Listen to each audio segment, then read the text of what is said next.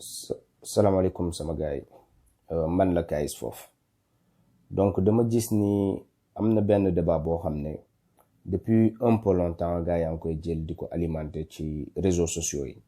te man ma xam si lu bari donc moo tax ma ne xaaral ma def vidéo bi pour leeral ay affaires yoo xam ne xëy na ñenn ñi xamuñu ko. Donc dama bëggoon wax ni rek groupe d'activistes bu may dégg ñu leen di associé ak parti Ousmane Sonko, groupe activiste boobu noonu page bi surtout man maa ko créé. Page bi maa ngi créé waale beneen page bu tudd les activistes africains. boo leen demee xool di ngeen gis même majuscule yi lañ leen bindee pour mu nekk benn marque boo xamante ni dem ko defoon au cas où nit dina ko weddi suba. Donc bu ma créer page boobu ba pare c'est à travers discussion ak yeneen nit ñoo xamante ni dañ ko décider,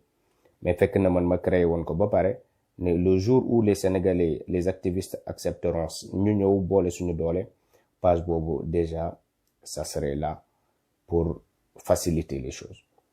Léegi nag lu ci am mooy ñu ñuy jël di leen associer à Ousmane Sonko,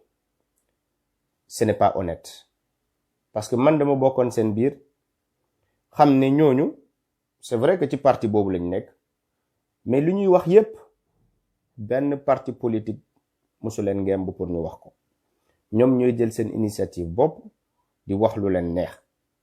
Man nag bu ma demee nekk ci biir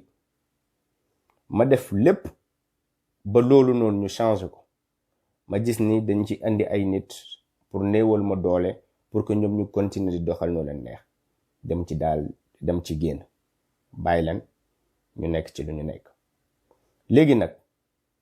maa ngi gis ak chaque fois nit yi bu ñu amee lu leen metti ci saaga kilifa yi ñuy saaga rek dañuy daal di indexé parti Ousmane Sonko. Man nee naa leen duma Pastef, duma Rewmi, duma benn parti politique, mais am na loo xam ne dama ko jàng ci combat bi mooy ñun dañoo war a unir désormais, peu importe nos différends, dañoo war a nekk benn xeex Macky Sall. Léegi nag lu ma ci nekk di gis mooy ay nit à chaque fois ñu ngi attaquer même parti politique, même personne, parce que ñële lu ñuy wax def leen dérange. Mais nit nga nekk ci benn parti politique nga am fa carte membre ne t'empêche pas de dire loo bëgg a wax ci domaine bu la concerne, domaine bu la neex, mën nga jóg wax lu la neex. Donc benn homme politique moomul sa kaddu, benn homme politique mënu la imposer loo war a wax parce que simplement da nga am carte membre am. Donc affaire bi noonu la fa demee. Ñuy wax yépp xam naa leen bu baax a baax parce que fréquenté naa leen, toog nañ réunion ay heure yoo xam ne mënuma leen wax ñaata heure la. Mais lu ma leen mën a wax mooy ñii kenn mënu leen bàyyi loo li ñu jàpp. Lu ñu jàpp mooy problème Sénégal bi tant que këru diine yi mabbaluñu leen problème Sénégal du réglé wu, parce que dañoo jàpp ni ñooñ ñoo gën a yées pouvoiru Macky Sall, ñun ñoo gën a yées pouvoiru état. Loolu lañ jàpp. Ma génn nag def direct wax leen ko fan yooyu nëpp bu ma génnee ñu may sosal di yàq sama der di wax lu nekk ci internet bi, ma génn leeral ne leen ñii nii bokkuñu ci parti bi, ñii au contraire dañoo nekk di yàqal parti bi parce que nu ñu bokkee sax ci parti bi du lu arranger parti bi. Surtout ay nit bëgg ñëw ne ñooñu dañ leen ngemb pour ñuy def loolu. Man génn naa wax leen, man mii nekkoon seen biir, ma ne leen ñii lu ñuy def, man dama jàpp ni ñii ay infiltré lañ ñoo xamante ni dañoo ñëw sax pour yàqal parti bi, mais mënuñu nekk ay nit ñoo xamante ni parti bi moo leen ngemb wala nit ki moo leen ngemb pour ñuy wax lu ñuy wax. ñu jël ay photo montage di ko génnee di naan waa ñu ngi nii ak kii juste pour am benn lien boo xam ne dañ koy bëgg a établir entre moom ak Ousmane Sonko. Nee naa la man bokkuma ci benn parti politique te je ne suis pas d'accord forcément ak yenn opposants yi ni ñuy doxalee, mais je ne suis pas là pour m'adresser à des opposants wala pour attaquer ay opposants. Man Macky Sall lay attaquer parce que moom moo yor suñu budget, moom moo yor suñu ay milliards. Je ne suis pas d'accord forcément ak yenn opposants yi ni ñuy doxalee, mais j'ai compris que il faut que ñu unir suñu doole, même si on n'est pas d'accord entre nous. Soyons d'accord sur une chose mooy suñu dëkk bi il est urgent que ñu jóg défendre ko. te nan lañ koy défendre défendre ko parce que am na ñoo xam ne ñu ngi fii nii di détourner suñu ay milliards di rey suñu ay orange di si def yëfu fétiche di def ay naka sudul noonu di jël ay entreprise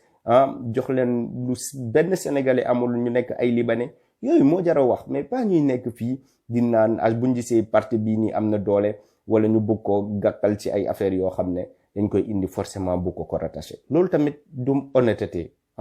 man ñoom ñooñu noonu sax dem nañu benn waa Sénégal man am na beneen parti politique bu ma ngemb ci xeex bi boo xam ne du parti Ousmane Sonko lañ fa tudd beneen parti politique lañ tudd nee nañ ñooñu ñoo ma ngemb ñooñu ñoo may fay pour man may xeex lépp ci bëgg a yàq sama der ñu ne man damaa bañ Pastef man noonu Pastef la loolu yëpp wax nañ ko donc man fu dëgg bi nekk rek laa nekk je suis contre l'injustice te lu nekk di xew ni injustice la bu leen tooñ ay nit ànduma ak benn parti politique comme je l'ai dit tantôt awma benn carte membre mais fu ma gisee tooñ dinaa jóg wax pour ñu arrêter bu ñu bëggee nag attaquer leen personnellement loolu libre à tout le monde de les attaquer personnellement mais du ñu jël pression bu ko teg doomu aadama rek ne buñ ko tegee pression ñi dinañ arrêter ñu ma xam ni kenn nit ci ñoom du arrêter